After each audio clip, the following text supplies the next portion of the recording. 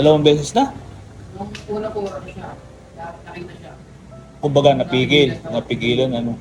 Pero nakasabit na siya. Ay, ganun. Ay, nag-record pa siya. May video siya. Sabi nga daw sa kanya, ikaw daw gusto niya. Ay, ganun. Sabi nung asawa. Sinabi nung etong patay. Ibig sabihin yung bata po na yan, anak nyo. Yan ang bunso.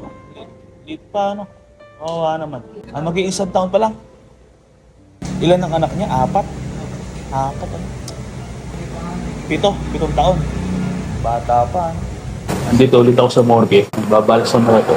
Nakakalungkot dahil sa yung paraan siya pinawian ng buhay. Ang isla, nakakalungkot talaga nung narinig ko yung kwento ng mga naiwan niyang mahal sa buhay. 28 years old pa lang itong babalsamuhin ko at mayroong 4 na anak. Yung panganay ng anak, 7 taon pa lang at yung bunso, mag-1 taon pa lang. Hindi ko alam kung sa paanong paraan ako makakatulog. Pero nakita niyo naman siguro at mapanood yung video ko dati na ibinigay ko yung sweldo ko doon sa Masaya.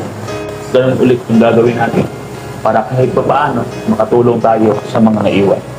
Maliit na halaga lang yun, pero sana malaki yung maitulong.